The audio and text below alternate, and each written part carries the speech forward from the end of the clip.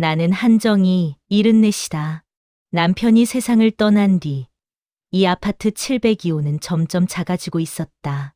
아니, 정확히 말하자면 나 혼자서는 이 공간을 다 채울 수가 없었다. 거실 소파에 앉으면 맞은편 빈 소파가 보이고 저녁을 차리면 혼자 먹는 밥상이 너무 조용했다. 시계 소리마저 크게 들리는 밤이면 나는 그저 잠들기만을 기다렸다. 그런데 요즘 이상한 일이 생겼다. 밤 11시쯤이면 벽 너머 703호에서 피아노 소리가 들려오기 시작한 것이다. 처음엔 작고 어설픈 소리였다. 툭, 툭. 건반을 더듬는 것 같은 멜로디라고 하기엔 너무 단편적인 음들이었다. 누가 피아노 배우나 보네. 그렇게 생각하고 대수롭지 않게 넘겼다. 하지만 며칠이 지나자 그 소리는 달라졌다. 멜로디가 생기고 박자가 붙기 시작했다. 잔잔하고 조심스러운 곡조였지만 밤의 정적을 깨기엔 충분했다. 점점 소리는 커졌고 이젠 내 잠을 깨울 만큼 뚜렷해졌다. 시끄럽다고 해야 하나? 나는 이불 속에서 중얼거렸다. 하지만 이상하게도 화가 나지 않았다. 오히려 그 소리가 반가웠다.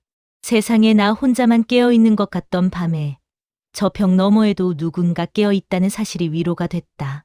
어느 날 밤 나는 벽에 귀를 기울였다. 피아노 소리는 더 또렷했고 그 안에는 무언가 애절한 감정이 담겨 있었다. 마치 말하지 못하는 누군가가 음악으로 속삭이는 것 같았다. 이젠 이 시간도 무섭지가 않네. 그래도 누군가 깨어있다는 게 나는 작게 웃었다. 외로움이란 이렇게 이상한 것이다. 소음이라고 불평할 수도 있는 그 소리가 내게는 유일한 동행이 되어주고 있었다. 703호. 벽 하나를 사이에 둔 그 집에는 대체 누가 살고 있을까? 다음 날 아침 장을 보러 나가려고 엘리베이터를 기다리고 있었다. 문이 열리자 안에는 이미 몇 사람이 타고 있었다. 젊은 부부와 직장인으로 보이는 남자였다. 703호 또 시작했대요. 어젯밤에도 그랬다면서요? 젊은 아내가 남편에게 말했다. 남편이 인상을 찌푸리며 고개를 끄덕였다. 새벽 2시 피아노라니 미친 거 아냐? 애가 깨서 한바탕 난리였어요. 관리사무소에 민원 넣어야 할 것 같아요. 요즘 매일 그래요. 그들의 목소리는 점점 커졌다. 나는 엘리베이터 구석에 서서 아무 말도 하지 않았다. 그들이 말하는 그 소리가 어젯밤 내가 들었던 그 피아노 소리라는 걸 알고 있었다. 시끄러웠나? 나는 속으로 되물었다. 분명 밤늦은 시간이었고 소리도 작지 않았다. 하지만 그 소리를 들으며 나는 처음으로 밤이 덜 외롭다고 느꼈다. 다들 시끄럽다고 하지만 그 소리는 이상하게도 내 마음을 진정시켰다. 엘리베이터가 1층에 도착했다. 사람들이 먼저 내려가고 나는 천천히 뒤따랐다. 로비를 지나는데 관리사무소 앞 게시판에 붙은 공고문이 눈에 들어왔다. 소음 관련 민원 안내 -703호 야간 피아노 소음에 대한 주민 민원이 접수되었습니다. 나는 그 글을 한참 바라보았다. 외로움을 잊게 해주는 낯선 음악. 그게 누군가에게는 참을 수 없는 소음이라는 것이 마음 한구석이 무거웠다. 그날 밤 나는 일부러 벽 쪽으로 이불을 옮겼다. 11시가 조금 넘자 예상했던 대로 피아노 소리가 들려왔다. 어제보다 조금 더 조심스러운 것 같았다. 아마 민원을 알고 있는 듯했다. 나는 눈을 감고 그 소리에 귀를 기울였다. 세상은 이 소리를 소음이라고 불렀지만 내게는 위로였다. 그날 밤은 유난히 잠이 오지 않았다. 아니, 정확히 말하면 잠들고 싶지 않았다. 벽 너머에서 들려올 그 소리를 기다리고 있었기 때문이다. 11시 반쯤 되었을까? 예상했던 대로 피아노 소리가 흘러나왔다. 그런데 오늘은 달랐다. 평소보다 더 부드럽고 더 깊은 선율이었다. 나는 몸을 일으켜 벽 쪽으로 다가갔다. 그리고 그 순간 숨이 멎었다. 쇼팽의 녹턴이었다. 남편이 생전에 자주 듣던 그 곡. LP판이 닳도록 틀어놓고 이 곡을 들으면 마음이 편해진다고 했던 그 멜로디. 남편이 떠난 뒤로 한 번도 들을 용기가 없었던 그 노래가 지금 벽 너머에서 흘러나오고 있었다. 눈물이 차올랐다. 여보, 당신이 돌아온 건가요? 나는 벽에 손을 대고 속삭였다. 피아노 소리는 계속 이어졌다. 느리고 조심스럽게. 마치 누군가 내 마음을 어루만지듯이. 남편과 함께 듣던 그 밤들이 떠올랐다. 거실 소파에 나란히 앉아 아무 말 없이 음악만 듣던 시간들. 그땐 그게 얼마나 소중한 순간인지 몰랐다. 당연한 일상이라고만 생각했다. 나는 벽에 기대어 그 리듬에 맞춰 조용히 숨을 골랐다. 눈물은 멈추지 않았지만 슬프지만은 않았다. 오히려 따뜻했다. 오랜만에 남편이 곁에 있는 것 같았다. 곡이 끝나갈 무렵 나는 작게 중얼거렸다. 고마워요. 누구신지 모르지만 정말 고마워요. 벽 너머의 피아노는 마지막 음을 길게 남기고 멈췄다. 그리고 다시 고요가 찾아왔다. 하지만 이번 고요는 외롭지 않았다. 누군가 내 마음을 알아준 것 같아서 그것만으로도 충분했다. 그날 밤 나는 처음으로 편안하게 잠들 수 있었다. 다음 날 오후 나는 산책을 나갔다가 아파트 입구 경비실 앞을 지나게 되었다. 경비 아저씨가 창문 너머로 손을 흔들었다. 나는 잠시 머뭇거리다 경비실 문을 열었다. 할머니, 요즘 어떻게 지내세요? 그냥 그렇지 뭐. 아저씨는? 경비 아저씨는 60 중반쯤 되어 보였다. 언제나 친절했고 가끔 택배를 문 앞까지 가져다 주기도 했다. 나는 괜히 입술을 적시며 물었다. 저기 703호엔 누가 살아요? 경비 아저씨의 표정이 묘하게 변했다. 아, 그 집이요? 할머니랑 손녀 둘이 살아요. 작년 가을쯤 이사 왔는데. 그가 잠시 말을 멈추고 창밖을 바라봤다. 근데 이상한 집이에요. 그 집. 불도 잘 안 켜고 택배도 거의 안 받아요. 가끔 할머니가 장 보러 나가시는 것 말고는 거의 나오질 않더라고요. 손녀는 한 번도 본 적이 없어요. 손녀가 몇 살인데요? 글쎄요, 정확히는 모르겠는데 초등학생 아니면 중학생? 목소리만 몇 번 들어봤는데 어린애 같던데요. 그의 말이 마음에 걸렸다. 불도 잘 안 켜고 밖에도 안 나오는 아이. 그 아이가 밤마다 피아노를 치고 있다는 것. 나는 가슴 한편이 답답해지는 걸 느꼈다. 요즘 그 집 때문에 민원이 많이 들어온다면서요? 경비 아저씨가 한숨을 쉬었다. 네, 피아노 소리 때문에요. 벌써 10건도 넘게 들어왔어요. 관리소장님이 몇 번 찾아가셨는데 그 집 할머니가 연신 고개만 숙이시더래요. 손녀한테 그만 치게 하겠다고 약속했는데도 계속 들린다고 어쩌면 좋대요. 나는 아무 말도 하지 못했다. 벽 너머의 그 아이가 외로움을 음악으로 달래고 있는 건 아닐까. 어쩌면 나처럼 세상과 닿고 싶어서 밤마다 피아노 앞에 앉는 건 아닐까. 그래도 나는 조심스럽게 말을 꺼냈다. 그 소리가 꼭 나쁜 것만은 아닌 것 같아요. 경비 아저씨가 고개를 갸웃했다. 할머니는 안 시끄러우세요? 바로 옆집인데 음악이에요. 소음이 아니라. 나는 작게 웃으며 경비실을 나섰다. 뒤에서 경비 아저씨가 뭐라고 말하는 것 같았지만 나는 듣지 않았다. 엘리베이터를 타고 7층에 올라왔을 때 복도 끝 703호 문이 보였다. 평범한 현관문. 하지만 그 안에는 어떤 이야기가 있을까? 나는 한참을 그 문을 바라보다가 702호로 들어갔다. 그날 밤 피아노 소리는 평소보다 더 작았다. 마치 숨죽이듯이. 나는 벽에 손을 대고 작게 속삭였다. 괜찮아요. 당신의 음악, 나는 듣고 있어요. 그리고 그날 처음으로 깨달았다. 그 피아노는 외로움의 언어였다. 그날 밤은 평소보다 늦게 피아노 소리가 시작됐다. 새벽 1시가 넘어서였다. 나는 이미 잠들어 있었는데 그 소리에 눈을 떴다. 하지만 화내지 않았다. 오히려 반가웠다. 오늘도 깨어 있구나. 그렇게 생각하며 다시 눈을 감으려던 순간이었다. 쿵쾅쾅. 복도에서 요란한 소리가 들렸다. 누군가 문을 두드리는 소리였다. 아니, 두드린다기보단 거의 때리는 수준이었다. 야, 거기 몇 시인 줄 알아? 남자의 고함 소리가 복도를 가득 채웠다. 나는 벌떡 일어나 현관문으로 다가갔다. 문구멍으로 조심스럽게 밖을 내다봤다. 젊은 남자였다. 아마 4층에 사는 사람인 것 같았다. 엘리베이터에서 몇 번 본 적이 있었다. 그는 703호 문을 주먹으로 두드리며 소리쳤다. 시끄럽다고 몇 번을 말해. 아이가 자다 깨서 울고 난리야. 경찰 부를 거야. 피아노 소리가 뚝 멈췄다. 그리고 잠시 침묵이 흘렀다. 남자는 숨을 헐떡이며 다시 문을 쾅쾅 두드렸다. 문 열어. 어차피 관리소에 신고 들어갔어. 이번엔 경찰 부를 거라고. 그때 703호 문이 조금 열렸다. 문틈으로 작은 목소리가 흘러나왔다. 죄송해요, 죄송해요. 그건 어린아이의 목소리였다. 떨리고 울먹이는 목소리. 나는 가슴이 철렁 내려앉았다. 죄송하다고 해결돼. 매일 밤 이러면 어떡해. 당신네 할머니는 어디 갔어? 할머니는 아파서 누워 계세요. 제가 잘못했어요.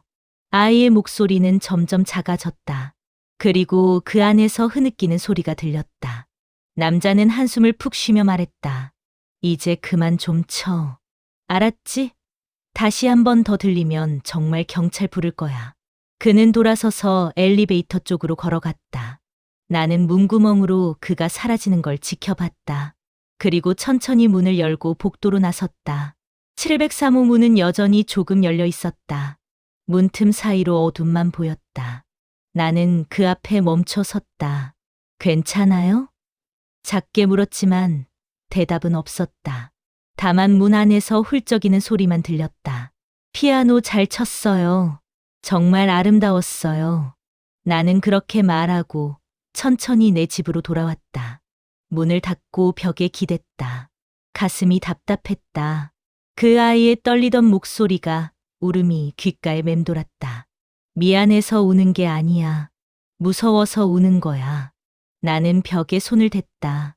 저 너머에는 지금 어떤 아이가 있을까? 혼자서 문을 지키고, 혼자서 사과하고, 혼자서 울고 있는 아이. 그날 밤 피아노 소리는 다시 들리지 않았다.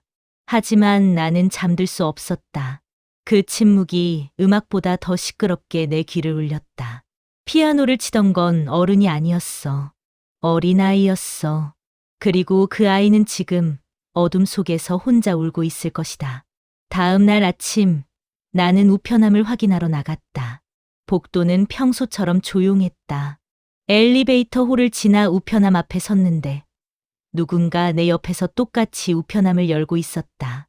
고개를 들자 703호 할머니였다. 그녀는 나보다 조금 어려 보였다. 60대 후반쯤.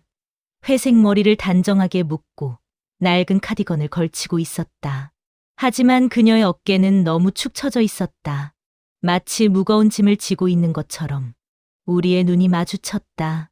그녀는 잠시 멈칫하더니 고개를 깊이 숙였다. 어제 많이 놀라셨죠? 죄송해요. 목소리가 떨렸다. 나는 아무 말도 할 수 없었다. 그저 그녀를 바라볼 뿐이었다. 소음 때문에 얼마나 괴로우셨을지 정말 죄송합니다. 손녀한테 여러 번 말했는데 제가 관리를 못해서. 그녀는 계속 고개를 숙인 채 말했다. 그리고 그때 내 시선이 그녀의 손으로 향했다. 흰 지팡이.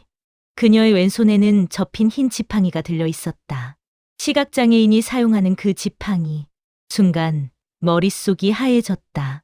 저 혹시... 나는 말을 더듬었다. 그녀가 천천히 고개를 들었다. 그녀의 눈은 초점이 없었다.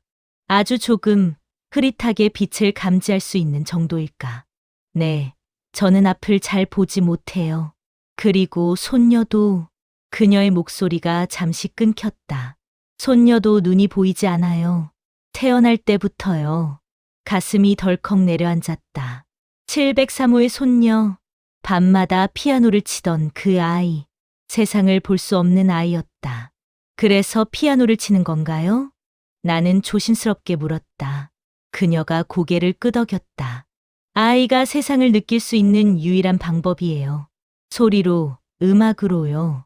학교도 못 가고 친구도 없고 그 아이에겐 피아노밖에 없어요. 그녀의 눈가에 눈물이 맺혔다. 하지만 이젠 그것마저 빼앗아야 할 것 같아요. 다른 분들께 너무 피해를 드렸으니까요. 아니에요. 나는 무의식적으로 말했다. 그녀가 놀란 듯 내 쪽을 향했다. 그건 피해가 아니었어요. 적어도 저한텐요. 정말 그렇게 말씀해 주시면 고맙지만 저희는 곧 이사 가려고요. 더 이상 민폐를 끼칠 순 없으니까요. 그녀는 작게 고개를 숙이고는 우편함에서 꺼낸 종이 몇 장을 손으로 더듬으며 천천히 걸어갔다. 흰 지팡이를 펼치지도 않은 채 벽을 짚으며 조심스럽게 움직였다. 나는 그 뒷모습을 한참 바라보았다. 그리고 그제야 알았다. 703호의 손녀는 시각장애 아이였다. 어둠 속에서 피아노로 세상을 그리던 아이. 그리고 그 옆에는 같은 어둠을 살아가는 할머니가 있었다. 나는 우편함 앞에 서서 한참을 움직이지 못했다. 가슴 속 어딘가가 무너지는 것 같았다. 그날 오후 나는 703호 문 앞에 서 있었다. 손에는 김이 모락모락 나는 밥그릇이 들려 있었다. 혼자 먹기엔 너무 많이 지은 밥, 그건 핑계였다. 그냥 그 아이가, 그 할머니가 궁금했다. 초인종을 누르기 전 한참을 망설였다. 괜한 참견일까? 하지만 손은 이미 배를 누르고 있었다. 잠시 후 문이 조심스럽게 열렸다. 703호 할머니였다. 누구세요? 저 702호 한정희입니다. 오늘 아침에 뵈었던, 네, 어떻게? 그녀의 목소리는 여전히 조심스러웠다. 나는 밥그릇을 내밀었다. 혼자 살다 보니 밥을 너무 많이 지었어요. 버리기 아까워서요. 그녀가 잠시 당황한 듯 멈칫했다. 그러다 작게 고개를 숙였다. 감사합니다. 들어오시겠어요? 괜찮을까요? 네, 어차피 정리해야 할 집이라. 나는 천천히 안으로 들어갔다. 집 안은 예상보다 훨씬 조용했다. 아니, 텅 비어 있는 것처럼 느껴졌다. 거실에는 낡은 소파 하나와 작은 식탁, 그리고 구석에 놓인 오래된 피아노가 전부였다. 손녀가 어디 있나요? 방에 있어요. 어제 일 때문에 많이 놀랐나 봐요. 밥도 안 먹고. 그녀가 한숨을 쉬며 말했다. 나는 용기를 내어 물었다. 그 아이 피아노를 배우나요? 할머니가 잠시 말을 멈추더니 작게 웃었다. 슬픈 미소였다. 배운다기보다는 스스로 익혔어요. 세상을 볼 수 없으니까 소리로 세상을 그리려 하는 거예요. 세상을. 네. 그 아이는 태어날 때부터 한 번도 빛을 본 적이 없어요. 저는 그나마 어릴 적 기억이 조금 있지만 그 아이는 색깔이 뭔지, 하늘이 어떻게 생겼는지 몰라요. 할머니의 목소리가 떨렸다. 그래서 피아노를 쳤어요. 밝은 음은 햇살 같고 낮은 음은 밤 같다고 생각하면서요. 빠른 박자는 뛰어노는 아이들 같고 느린 선율은 바람 같다고 상상하면서요. 그 말에 가슴이 먹먹했다. 부모님은 없어요. 딸이 아이 낳다가 세상을 떠났어요. 사위는 아이를 두고 떠났고요. 그래서 제가 키우고 있어요. 할머니가 피아노 쪽을 향해 고개를 돌렸다. 저도 앞이 잘 안 보이니 둘이서 할 수 있는 게 별로 없어요. 그냥 집에서 피아노 치고 제가 읽어주는 이야기 듣고 그게 전부예요. 그때 방문이 조금 열렸다. 어린 손이 문틈으로 나왔다가 다시 들어갔다. 지우야, 손님 오셨어. 인사드려. 할머니가 조용히 말했다. 하지만 대답은 없었다. 무서워하나 봐요. 어제 일 때문에. 나는 방문 쪽으로 천천히 다가갔다. 그리고 문틈 너머로 작게 말했다. 안녕, 지우야. 나는 옆집 할머니야. 내 피아노 소리 정말 좋아했어. 잠시 침묵이 흘렀다. 그러다 작은 목소리가 들렸다. 정말요? 시끄럽지 않았어요? 아니, 전혀. 내 음악 덕분에 나는 밤이 외롭지 않았어. 고마워. 그 순간 나는 깨달았다. 이 아이의 피아노는 단순한 취미가 아니었다. 그건 이 아이가 세상과 연결되는 유일한 방법이었다. 나는 그날 밤 다시 벽에 귀를 댔다. 이번엔 눈물이 아니라 미소가 났다. 저 너머에서 한 아이가 보이지 않는 세상을 그리고 있었다. 그리고 나는 그 세상을 함께 듣고 있었다. 며칠이 지났다. 나는 매일 밤 벽에 귀를 기울였다. 지우의 피아노 소리는 예전보다 더 조심스러워졌지만 여전히 아름다웠다. 어떤 날은 짧게, 어떤 날은 길게 그 아이만의 리듬으로 세상을 그려내고 있었다. 하지만 세상은 그 아이에게 점점 더 가혹해졌다. 어느 날 오후 관리사무소에서 방송이 울렸다. 입주민 여러분께 알려드립니다. 703호 지속적인 소음 민원으로 인해 오늘 저녁 경찰이 출동할 예정입니다. 공동주택 소음 관련 법규에 따라 나는 거실에서 그 방송을 듣고 있었다. 손이 떨렸다. 경찰, 그 어린아이에게 경찰이라니. 나는 급히 현관문을 열고 복도로 뛰쳐나갔다. 엘리베이터 홀에는 벌써 몇몇 사람들이 모여 수군거리고 있었다. 드디어 조치가 취해지나 보네요. 당연하죠. 매일 밤 저러면 누가 살아요. 나는 그들을 향해 소리쳤다. 잠깐만요. 그건 소음이 아니에요. 음악이에요. 사람들이 일제히 나를 쳐다봤다. 젊은 남자가 코웃음을 쳤다. 음악이든 소음이든 밤에 시끄러우면 소음 아닙니까? 그 아이는 앞을 볼 수가 없어요. 피아노로 세상을 느끼는 거예요. 그게 우리랑 무슨 상관이에요? 장애가 있으면 남 피해줘도 된다는 겁니까? 말문이 막혔다. 그들의 말도 틀리지 않았다. 하지만 뭔가 잘못됐다는 느낌을 지울 수 없었다. 그래도 좀 더 이해해 줄 수는 없나요? 할머니는 옆집이니까 괜찮으시겠죠. 저희는 아이가 매일 밤 깨서 우는데요. 나는 아무 말도 할 수 없었다. 사람들은 하나둘 흩어졌고 나는 복도에 홀로 남았다. 저녁 8시쯤 경찰차가 아파트 앞에 섰다. 나는 창문으로 그 모습을 지켜봤다. 경찰관 2명이 엘리베이터를 타고 올라왔다. 복도로 나가자 703호 문 앞에 경찰이 서 있었다. 그리고 그 옆에는 관리소장과 몇몇 주민들이 모여 있었다. 할머니, 문 여세요. 경찰입니다. 경찰의 목소리가 들렸다. 잠시 후 문이 열렸고 703호 할머니가 나왔다. 그녀의 손은 부들부들 떨리고 있었다. 죄송합니다. 죄송합니다. 그녀는 연신 고개를 숙였다. 문 안쪽에서는 지우의 흐느끼는 소리가 들렸다. 주민 여러분의 민원이 계속 접수되고 있습니다. 야간 소음 금지 시간을 지켜주셔야 합니다. 네, 다시는 안 그러겠습니다. 이사 갈 준비 중이니. 그때였다. 703호 안에서 무언가 와장창 소리가 났다.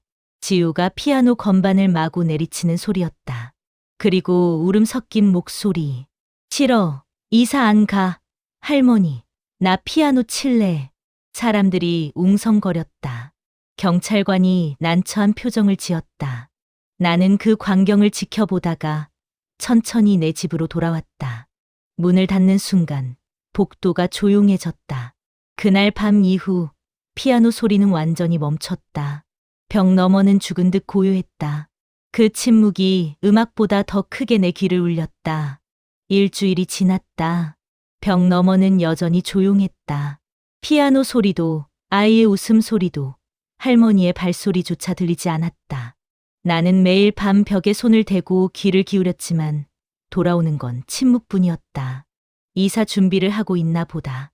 그렇게 생각하면서도 가슴 한편이 무거웠다. 아무것도 하지 못한 채 그저 지켜보기만 했던 내가 원망스러웠다. 어느 날 아침 장을 보고 돌아오는 길이었다. 엘리베이터에서 내려 복도를 걷는데 703호 문 앞에 무언가 붙어 있었다. 나는 천천히 다가갔다. 현관문에는 작은 쪽지가 붙어 있었다. 이사했습니다. 그동안 시끄러워서 죄송했습니다. 몇 글자 되지 않는 짧은 문장. 하지만 그 안에 담긴 무게는 너무 무거웠다. 나는 한참을 그 쪽지를 바라보았다. 손을 뻗어 문고리를 잡아보았지만 당연히 잠겨 있었다. 언제 떠난 거지? 어젯밤까지도 불빛 하나 없었지만 그래도 누군가 있다고 생각했었다. 하지만 이제 정말 아무도 없었다. 텅 빈 집만 남았다. 나는 702호로 돌아왔다. 장바구니를 식탁에 내려놓고 창문 너머를 바라보았다. 햇살이 밝았지만 마음은 어두웠다. 그날 밤부터 나는 잠을 잘 수가 없었다. 벽 너머의 고요가 너무 시끄러웠다. 피아노 소리가 들리던 그때가 그리웠다. 지우가 세상을 그리던 그 음악이 이제는 영원히 들을 수 없다는 게 슬펐다. 며칠이 지나도 마찬가지였다. 밤마다 벽에 기대앉아 있었지만 들리는 건 내 숨소리뿐이었다. 정막이 이렇게 시끄러운 소리라는 걸 처음 알았다. 그 아이의 손끝에 세상이 있었는데 나는 벽을 향해 조용히 말했다. 잘 가요, 작은 연주자. 당신의 음악은 정말 아름다웠어요. 아무도 대답하지 않았다. 하지만 나는 계속 말을 이었다. 미안해요. 내가 더 용기를 냈어야 했는데 당신을 지켜주지 못해서 정말 미안해요. 눈물이 흘렀다. 남편이 떠난 후 처음으로 느꼈던 그 외로움이 다시 밀려왔다. 아니, 이번엔 더 컸다. 한 번 채워졌던 빈자리는 다시 비었을 때 더 크게 느껴지는 법이니까. 다음 날 경비 아저씨가 내게 물었다. 703호 이사 갔다면서요? 할머니 아셨어요? 쪽지로 봤어요. 어디로 갔는지 아무도 모르더라고요. 그냥 조용히 떠나셨나 봐요. 나는 고개를 끄덕였다. 더 이상 아무 말도 하고 싶지 않았다. 집으로 돌아와 거실 소파에 앉았다. 텅 빈 맞은편 소파가 보였다. 남편이 떠난 후 익숙해졌던 그 빈자리. 그런데 이제 벽 너머에도 빈자리가 생겼다. 나는 벽을 바라보았다. 저 너머에는 이제 아무도 없었다. 피아노를 치던 작은 손도, 세상을 그리던 그 음악도 모두 사라졌다. 밤이 되었다. 나는 다시 벽에 손을 댔다. 그리고 작게 속삭였다. 잘 지내고 있나요, 지우야? 어디선가 다시 피아노를 치고 있나요? 대답은 없었다. 다만 고요만이, 길고 긴 고요만이 나를 감쌌다. 몇 달이 흘렀다. 계절이 바뀌고 낙엽이 지고 첫눈이 내렸다. 하지만 벽 너머는 여전히 비어 있었다. 새로운 입주자도 들어오지 않았다. 703호는 그렇게 텅 빈 채로 남아 있었다. 나는 여전히 밤마다 벽에 손을 대곤 했다. 습관처럼. 그리고 지우를 떠올렸다. 그 아이는 지금 어디선가 잘 지내고 있을까? 여전히 피아노를 치고 있을까? 어느 날 오후 우편함에서 동네 복지관 소식지를 발견했다. 겨울맞이 작은 음악회라는 제목이 눈에 들어왔다. 별 관심 없이 넘기려다가 한 줄이 눈에 띄었다. 시각장애 아동의 피아노 연주가 있습니다. 가슴이 두근거렸다. 혹시, 정말 혹시. 나는 그 소식지를 꼭 쥐고 날짜를 확인했다. 이번 주 토요일. 그날 나는 복지관에 갔다. 작은 공연장에는 이미 많은 사람들이 앉아 있었다. 나는 뒤쪽 자리에 조용히 앉았다. 무대 위에 피아노가 놓여 있었다. 그리고 잠시 후 한 소녀가 할머니의 손을 잡고 천천히 걸어 나왔다. 지우였다. 나는 숨을 멈췄다. 703호 할머니와 지우. 두 사람은 천천히 조심스럽게 무대 위로 올라갔다. 지우는 피아노 앞에 앉았고 할머니는 무대 옆으로 물러섰다. 안녕하세요. 지우의 작은 목소리가 마이크를 통해 울려 퍼졌다. 저는 김지우예요. 이번 곡은 제 할머니와 702호 할머니께 드리는 노래입니다. 나는 눈물이 차올랐다. 지우가 나를 기억하고 있었다. 피아노 소리가 흐르기 시작했다. 그 음색, 그 손놀림. 벽 너머에서 들었던 바로 그 소리였다. 하지만 이번엔 달랐다. 더 당당하고 더 자유로웠다. 두려움 없이, 미안함 없이 오직 음악만이 흘러나왔다.